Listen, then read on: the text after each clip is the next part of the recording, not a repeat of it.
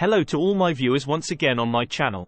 Today, when we talk about the pyramids of Egypt, our minds always turn to the giant pyramids of Giza. Many of us associate Egypt mainly with the famous Giza pyramids. However, what many people don't know is that there are more than 100 pyramids in Egypt, not just the 3 famous ones in Giza.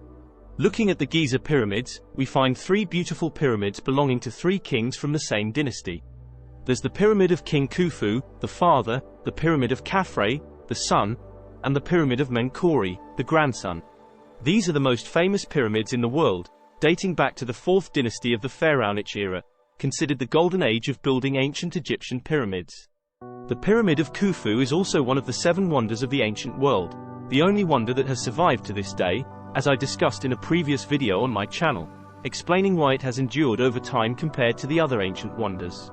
Now, if I ask you who ruled Egypt during the 4th dynasty, many of you would answer that it was the builders of the Giza pyramids, Khufu, Khafre, and Menkaure. However, what many don't know is that there was someone who ruled Egypt after King Khufu, and he was his son, Djedefre. The question arises, if Djedefre ruled Egypt after his father, King Khufu, why is there no pyramid for him? And if there is a pyramid in his name, where is it? Please follow me on my channel to learn more about the history of ancient Egypt and its events. Like the video to reach more history enthusiasts, activate the notification bell to receive updates, and watch the video until the end to discover more about King Djedefre and his pyramid. Let's go a little away from the Giza pyramids area, about 6 kilometers in the northwest direction, to the region called Abu Rawash. Abu Rawash is located on the western bank of the Nile and is also part of the Giza Governorate. It is about 8 kilometers north of the central part of the governorate and approximately 15 kilometers from the heart of the Egyptian capital, Cairo, according to the coordinates 30 degrees 01, 56, and 31 degrees 04, 29 E.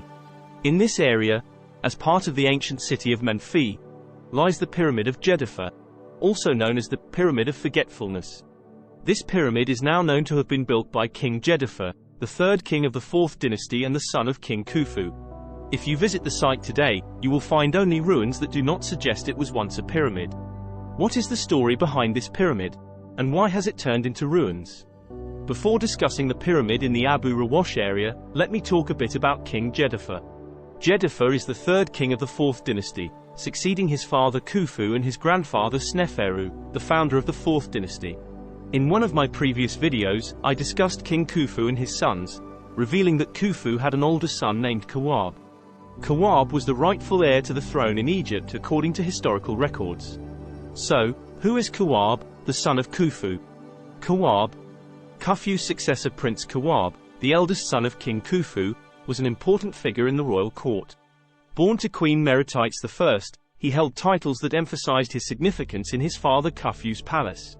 Kawab served as a minister, effectively the prime minister of his time, being the king's son and son of the king by blood.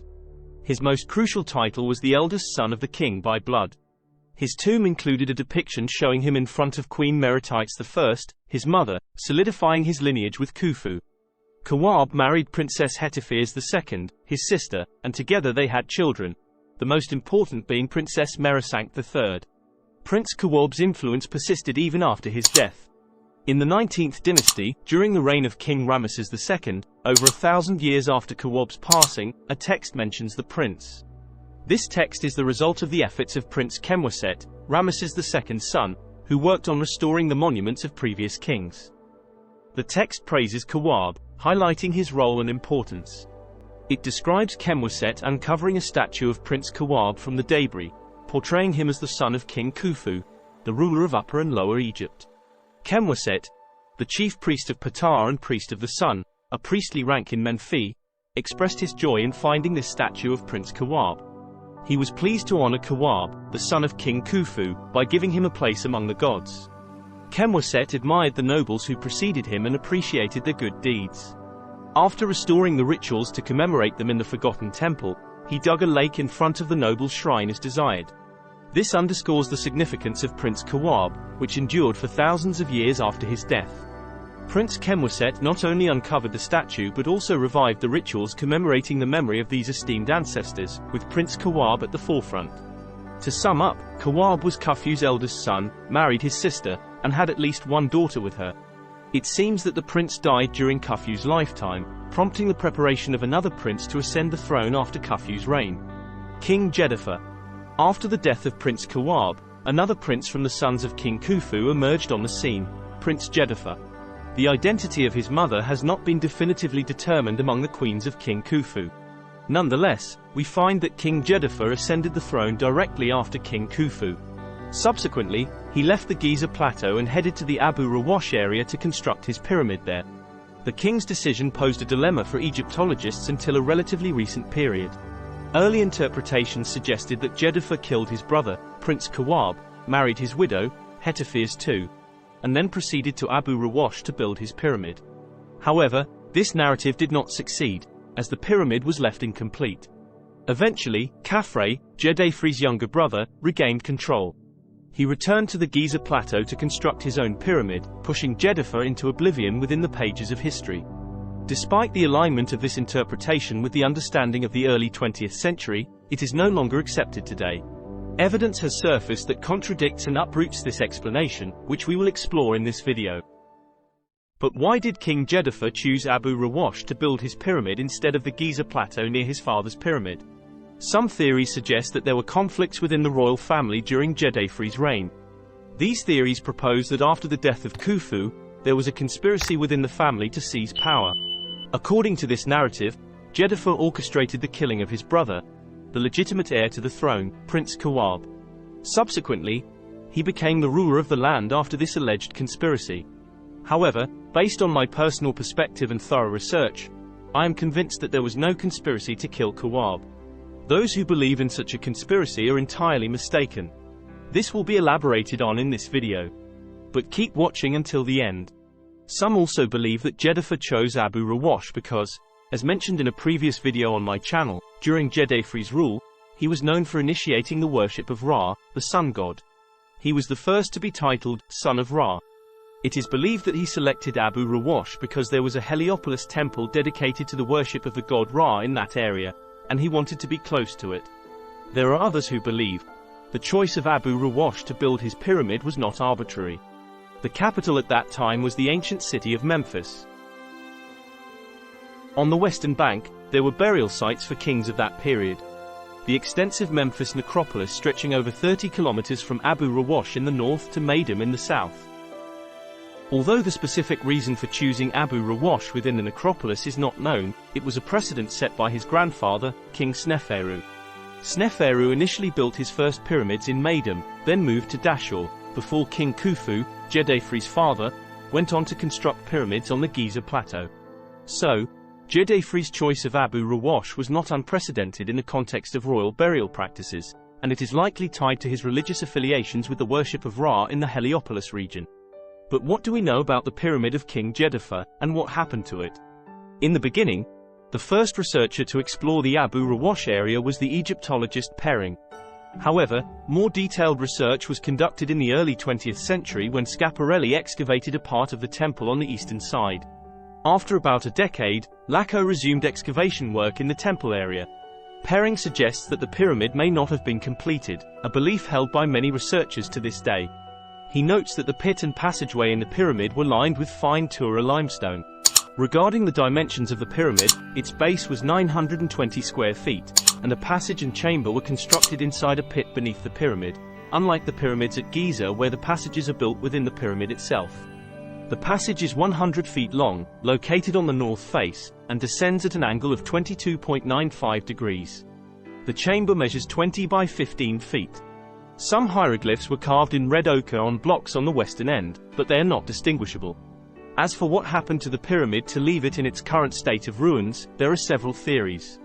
The classical theory to explain this choice was a conspiracy. Excavations at the time revealed pyramid remnants and shattered representations of the king distributed among world museums, including the Egyptian Museum and the Louvre. The interpretations varied between considering it a pyramid for the king or a sun temple. Research and expeditions continued until the matter was largely settled, indicating that this pyramid was slightly larger than Menkauri's pyramid and was the third largest pyramid of Khufu's dynasty. Destruction of the pyramid began, at least, in the modern state period. It became a center during the Roman and early Christian eras when a Christian monastery was built in the nearby Wadi el-Quran. Additionally, Evidence suggests that by the end of the 19th century, stones from the pyramid were being dismantled at a rate of 300 camel loads per day. The destruction of the pyramid, as quoted from the writings of the archaeologist Miroslav Verner, began at least in the modern state period. The area was inhabited by people surrounded by nearby places that required stones. From the Roman era through the Arab period and into the 19th century, the practice of quarrying and demolishing Egyptian antiquities was extensive. Antiquities were destroyed, and pyramids were damaged, with their stones put up for sale in markets. This explains the presence of many ancient Egyptian architectural elements in various Islamic-era monuments in Egypt, as well as in monasteries and churches. Djedefre, legitimate king or usurper to the throne. The question of whether Djedefre was a legitimate king or a usurper to the throne has troubled scholars for decades. For example, the infamous artifact looter Bernardino Drovetti visited the Abu Rawash area around 1839 and provided a report on the state of the pyramid, which was better than its current condition. This suggests that the process of quarrying its stones was ongoing during the reign of Muhammad Ali Pasha. Subsequent visits by Petrie and Lepsius did not include excavations until the early 20th century with the arrival of Émile Chassenat and Pierre Lacoue. Chassenat formulated a theory that the pyramid was intentionally demolished after disposing of King Djedefre. He supported this theory by finding shattered statues of the king and identifying individuals from his family, such as Prince Setka, on the walls of the pyramid's burial site. However, archaeological discoveries contradicted Chassenat's theory. The burial site of Princess Meresankh III on the Giza plateau, discovered in 1927 by George Reisner's Harvard expedition, included references to her uncle King Djedefre on the walls of her tomb. She not only mentioned him but also married him after his death and later married her uncle Khafre. This contradicts Chassenat's theory, as Meresankh III, considered one of the most affected by Djedefre's actions, lived beyond his reign. The discovery of King Khufu's solar boats in 1954 by the Egyptian archaeologist Muhammad Zakaria Noor provided further evidence. The inscriptions on the boats included the name of King Djedefre, indicating that he oversaw the burial of his father, Khufu. Some stones placed during Khufu's lifetime in the Great Pyramid were reminiscent of Prince Djedefre, portraying him as a prince. These pieces of evidence nearly conclusively confirm that there was no conspiracy, and Djedefre's accession to the throne appears to have been smooth. However, Djedefre's reign did not last long, as evidenced by the incomplete state of his pyramid. Despite the evidence, mysteries surrounding Djedefre's rule persist. The discovery of a statue of his eldest son, Setka, led the prominent Egyptologist Aidan Dodson to hypothesize that Setka briefly ruled after his father, and Djedefre may have continued his legacy as the king. Dodson also suggested that the unfinished pyramid in the Zawiyet El Arian area belonged to Djedefre after he became a king, though he had not changed his name yet. However, this assumption does not gain acceptance among other scholars due to stronger evidence linking the pyramid to Djedefre and his title, Barker, and the conflicting theories arise because there have been no excavations in the Zawiyet El Arian area since it was declared a restricted military zone in 1964. Here we have reached the end of our discussion today about King Djedefre and our adventure into his life and pyramid in Abu Rawash. I hope you enjoyed this video. To continue providing more about the history of ancient Egypt, dear viewers, I ask for your support by liking the video and subscribing to my humble channel to stay informed about future content. If you have any questions or advice for me regarding anything you don't like in the content I provide, please leave your comments.